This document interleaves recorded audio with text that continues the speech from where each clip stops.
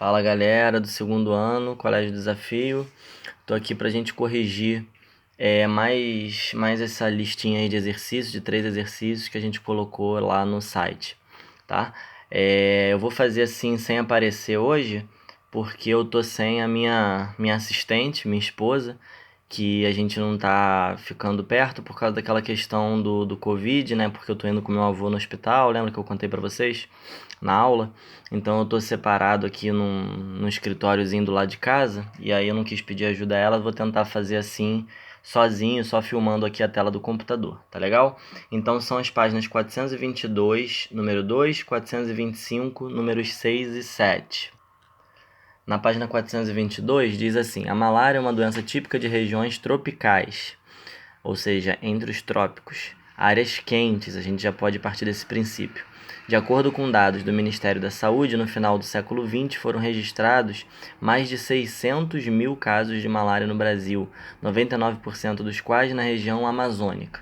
Os altos índices de malária nessa região podem ser explicados por várias razões, entre as quais, bom, já vou partir do princípio que a gente entende que a região amazônica ela é muito quente e muito úmida, tá? E se a gente fizer um paralelo aí com uma coisa que a gente conhece um pouco mais de perto, que é a dengue, por exemplo, né, o Aedes aegypti, a gente vai lembrar que ele precisa de água, né? Então você imagina a quantidade de umidade, a quantidade de água que tem na Amazônia, a quantidade de floresta, né? Então você não tem áreas assim com esse controle que a gente tem da dengue, por exemplo, virar pratinho e coisa do tipo, né? A poça fica mesmo lá, é a natureza crua mesmo, então é muito mais difícil. Então a malária vai por esse caminho, tá? Então, letra A, as características genéticas das populações locais facilitam a transmissão e dificultam o tratamento da doença. Não tem nada a ver com genética humana isso, né? Pelo contrário, se fosse falar de questão genética das populações locais, são populações até muito resistentes, né? Os indígenas, por exemplo, já desenvolveram uma certa resistência, pelo menos aos efeitos da malária. Então é muito mais provável algum de nós que mora no Sudeste, em áreas urbanas, sofrer muito com uma malária se for para a Amazônia do que o indígena. Tranquilo? Então isso a gente já pode descartar. Letra B, a falta de saneamento básico propicia o desenvolvimento do mosquito transmissor da malária nos esgotos não tratados. Isso aí até poderia ser, mas como a gente está falando que 99% dos casos, né, são na região amazônica, a gente sabe que a região amazônica é uma área muito pouco urbanizada, né? Então essa questão do saneamento não é o que influi mais diretamente aí nesse caso.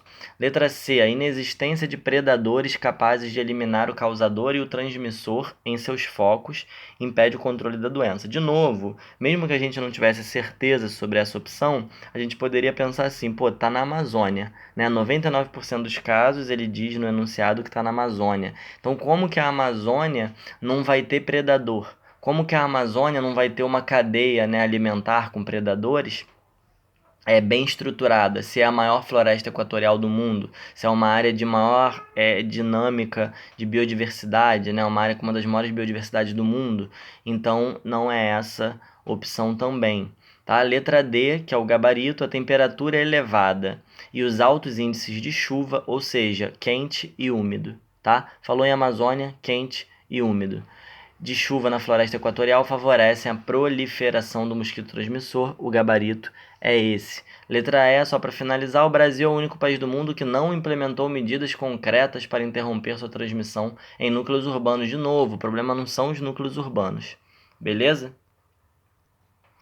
Então a gente vai agora para a página 425, número 6. Tá legal? Uma questão aí da Sesgran Rio, de um vestibular particular, né, na Faculdade Sesgran Rio. Levando-se em consideração os dados a seguir, que representam a temperatura e a precipitação de uma região brasileira, podemos afirmar que...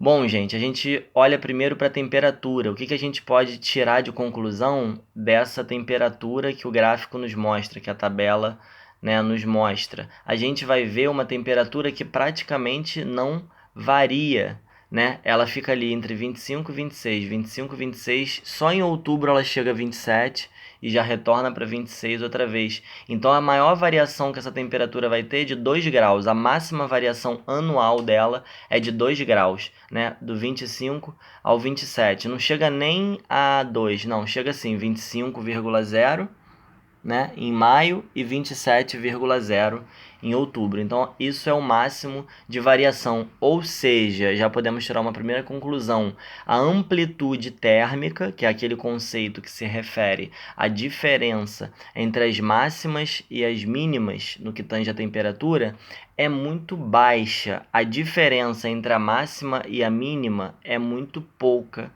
nessa área onde está mostrando que a tabela tá mostrando as temperaturas. Então a gente poderia já aproveitar e ir lá para as opções e descartar a letra B. A amplitude térmica anual é elevada. O que é uma amplitude térmica elevada? Né? Aquela amplitude térmica que você tem em determinadas épocas do ano 10 graus e em outras épocas 30. E aí você vai ter uma diferença de 20 graus. Tá? Não precisa nem chegar a tanto. Né? Uma área em que você tem uma média de 15 no inverno e 25 no verão. Você tem uma amplitude térmica de 10 graus. Isso já é uma amplitude térmica bem considerável, coisa que não acontece nas áreas tropicais, beleza? E muito menos nas áreas equatoriais, que na verdade, já dando a dica aí, é a área que está se referindo à questão. O que faz a gente ter certeza que é uma área equatorial?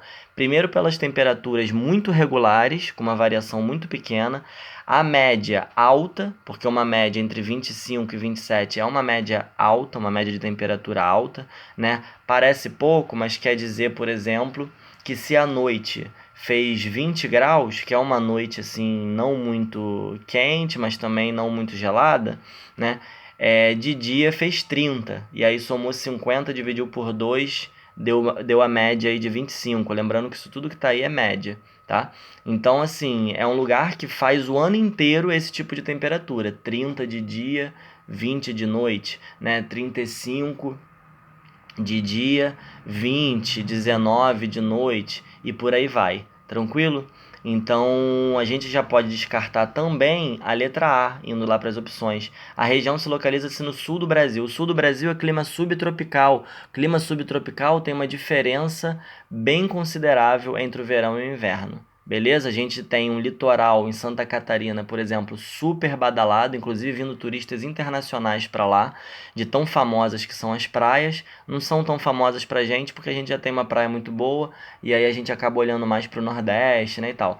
Mas eu falei isso com vocês na aula também, né? Muitos argentinos, por exemplo, vêm pro Brasil curtir a praia em Santa Catarina, porque é ali pertinho, vão de carro, inclusive, quem mora perto da fronteira, chegam lá de carro, tá? Então faz um calor considerável no verão e quando chega no inverno tá todo mundo morrendo de frio. Então você tem variações assim de verão com 25 de média e inverno com 15, com 12 de média, porque é muito frio no inverno. Tá legal? Então o sul tem como característica uma amplitude térmica mais considerável, mais acentuada do que o restante do Brasil. Letra C é o gabarito. A vegetação dominante é a floresta pluvial. Por que a floresta pluvial? Floresta pluvial também é um outro nome para a floresta equatorial, né? Uma floresta que chove muito, a gente viu isso, né? Por conta da própria floresta, por conta da zona de convergência, né? Intertropical, então recebe muita umidade, tem muita chuva, então também é chamada de floresta pluvial, tá?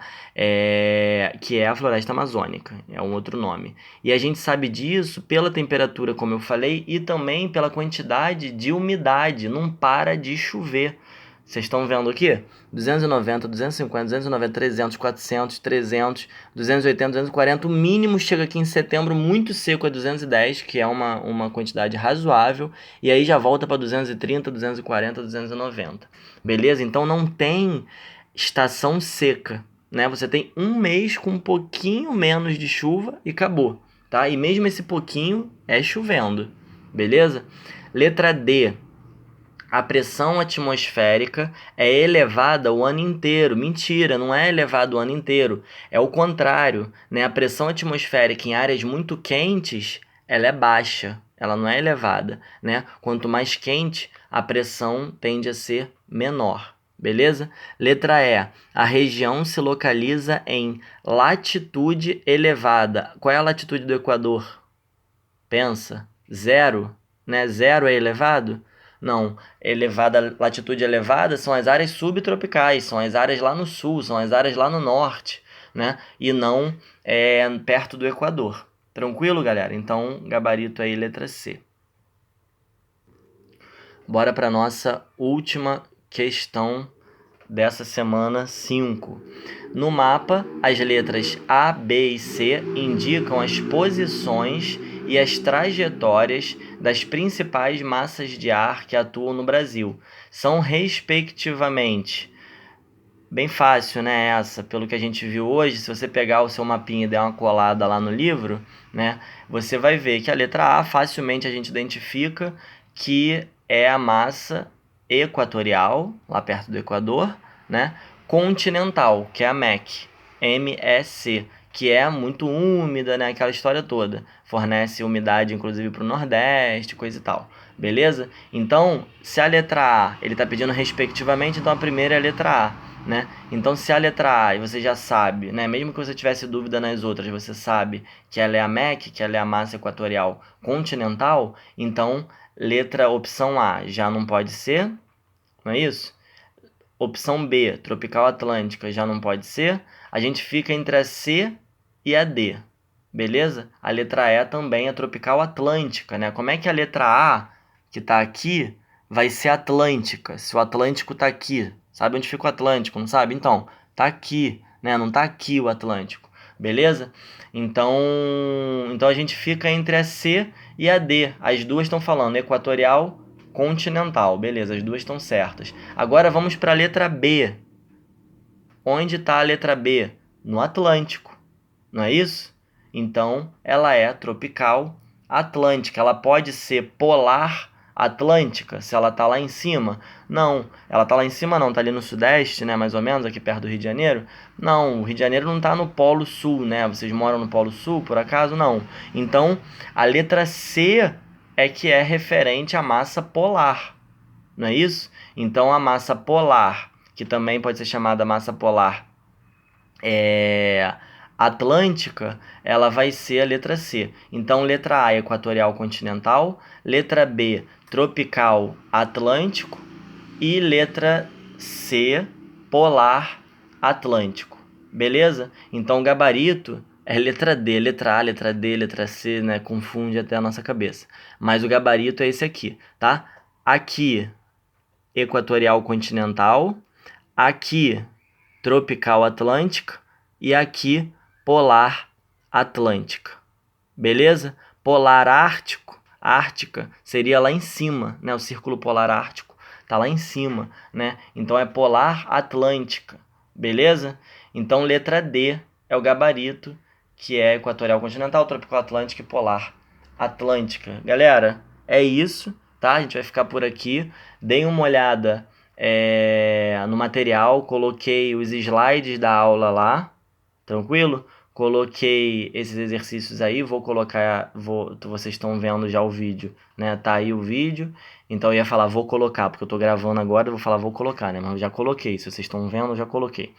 Tá bom? E semana que vem a gente só dá uma revisada nesse módulo e encerramos já o módulo 5 e vamos para o 6, que é o último módulo desse caderno 1. Espero, né, reforço o que o Wagner falou com a gente lá na aula, né, dessa semana. A gente precisa muito de vocês, precisa muito do empenho de vocês. Senão vocês vão chegar no terceiro ano com uma defasagem muito grande, né, por causa desse Covid-19. E não tem necessidade disso. A gente está com todos os instrumentos aí, se valendo da tecnologia, da internet, para que isso não aconteça, para que vocês cheguem bem no terceiro ano. Tranquilo? Que depender da gente, a gente vai estar aqui para ajudar no que for preciso. Grande abraço, tá? E até a próxima aula.